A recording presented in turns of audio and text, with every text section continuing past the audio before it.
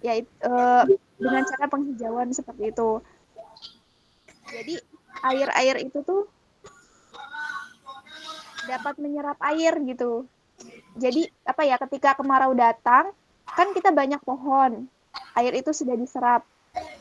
Jadi ya nanti pas kemarau datang nggak terlalu habis gitu loh. Ajen ya? Itu kata Maria Manis. Oke, izin masuk ya. Ya, baik, ya.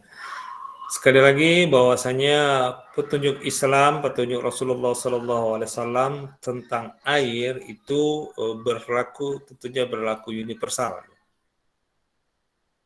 Dimanapun kita berada ya, perilaku hemat itu hendaklah menjadi salah satu karakteristik ciri khas daripada umat Islam. Terutama secara teologis kita tahu bahwasanya lawan kata hemat adalah pemborosan ya. Pemborosan. Dalilnya jelas, innal mubazzirina kanu min ikhwanish sayatin. Nah, berarti kita ini ya perilaku boros air sebenarnya kita ini sudah banyak perilaku kita ini ada kerasukan setan. Ya. Berarti kelakuan kita ini sangat jauh dari tuntunan Islam. Maka perlu kita walaupun kondisi geografis kita yang begitu melimpah air, bahkan tadi seperti pernyataan dari Albi, ya ketika musim kemarau ya akan habis airnya. Nah di sini perlu kita melakukan sebuah inovasi, perlu kita berpikir, kita diberikan akal untuk merancang pola hidup kita. 1 tahun ke depan ini bakal bakal kemarau. Bahkan BMKG misalnya sudah memprediksi bakal ada kemarau panjang. Di situlah perlunya integrasi keilmuan ya. Perlunya integrasi keilmuan. Kenapa tadi? Karena kita tahu bersama ternyata penggunaan air tidak hanya terkait dengan hajat hidup kebutuhan sehari-hari, tapi juga terkait dengan urusan ibadah. Nah, maka ataupun juga terkait dengan lingkungan. Contoh misalnya kasus di Jakarta, ini kan penurunan tanah, struktur tanah akibat penggunaan air ini misalnya, data ini kan itu terjadi penurunan yang drastis di Jakarta. Ini menjadi keperhatian bersama. Maka menjawab pertanyaannya Albi tadi ya, kalau ternyata musim kemarau ya akan habis air, berarti kita tidak berpikir.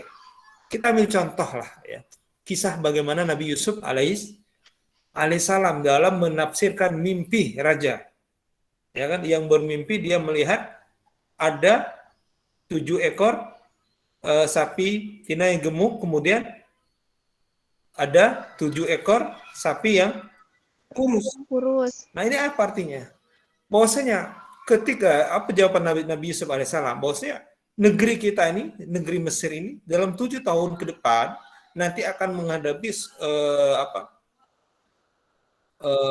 kondisi hasil panen yang melimpah, sehingga sapi-sapi gemuk, siklus alam yang menguntungkan, sehingga akan produksi pangan akan melimpah.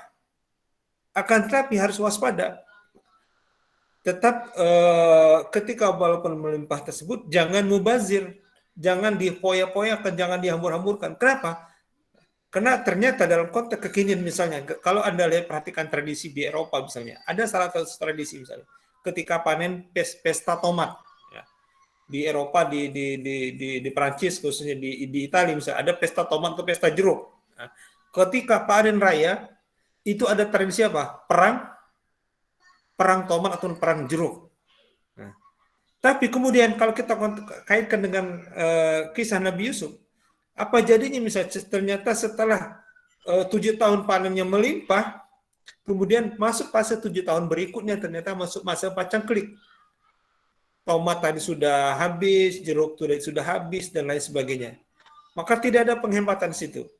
Apa yang terjadi? Akan terjadi bencana besar, bencana kelaparan atau bencana kekeringan dan lain sebagainya. Maka disitulah perlunya integrasi keilmuan. Di sini perlunya adalah inovasi pemikiran. Kita inni ja'ilun fil ardi khalifah. Inni ja'ilun fil ardi khalifah. Di sinilah posisi kita sebagai khalifah fil ard. Bagaimana mengelola air, bagaimana manajemen kehidupan ya. Bagaimana merancang ketika 7 tahun melimpah ruah, tidak berperilaku boros, tidak berpoya-poya, tetap dengan perilaku sederhana, dan juga tetap melakukan penghematan dengan cara menabung. Ataupun saat itu dia digambarkan, ditafsirkan dalam cerita Nabi Yusuf, dibuatkan lumbung-lumbung. Nah, maka sekarang dalam era sekarang mungkin bisa dibentuk, misalnya dibentuk dalam bentuk pengolahan bahan-bahan tadi dengan cara apa? Dibikin kemas bentuk produk lain, dibikin jus, dibikin saus dan lain sebagainya. Nah, tapi tetap ketika itu melimpah, tentu akan berdampak ekonomi, harga akan turun dan lain sebagainya. Tapi ketika masuk fase kemarau, fase kering, nah ini stok bahan pangan yang ada atau stok air yang ada tetap ada. Nah, terkait konteks tadi yang pertanyaan Albi, ya kita masukin fase kemarau itu setahun, bisa sampai 3 bulan. Maka tentunya ya kita bisa merancang dari sekarang dalam penggunaan air, ya tadi dengan toran-toran ataupun dengan cara pembatasan, pembuatan aturan tentang cara apa misalnya penggunaan pengeboran air, ya penggunaan air dalam tanah yang berlebihan, itu dibuatkan aturan-aturan daerah oleh pemerintah setempat masing-masing. Ini adalah untuk menghemat air, meskipun kita berada dalam suatu wilayah geografis yang airnya begitu melimpah. Nah, ketika kita menjalankan aturan-aturan ataupun perda-perda ataupun terkait dengan penggunaan air seperti ini, secara tidak langsung kita sudah menjalankan perintah Rasulullah SAW untuk menghindari perilaku boros dalam penggunaan air. Contoh sederhana sajalah, ya, air kemasan yang gelasan gitu, ya enggak? Kalau Anda ikut-ikut seminar secara offline misalnya, ataupun pengajian-pengajian di masjid ataupun di ini, Anda perhatikan dari satu kardus itu berapa persen yang habis airnya? Padahal Anda ikut pengajian. Ayo jujur, yang cewek nih biasanya nih, maaf nih ya, agak tendensius nih ya. Biasanya airnya itu masih ada setengah. Sisa. Apa yang terjadi airnya itu dibuang. Padahal kalau kita merujuk ke hadis Nabi, 1 gelas itu 2 gelas air tadi itu bisa untuk berwudu.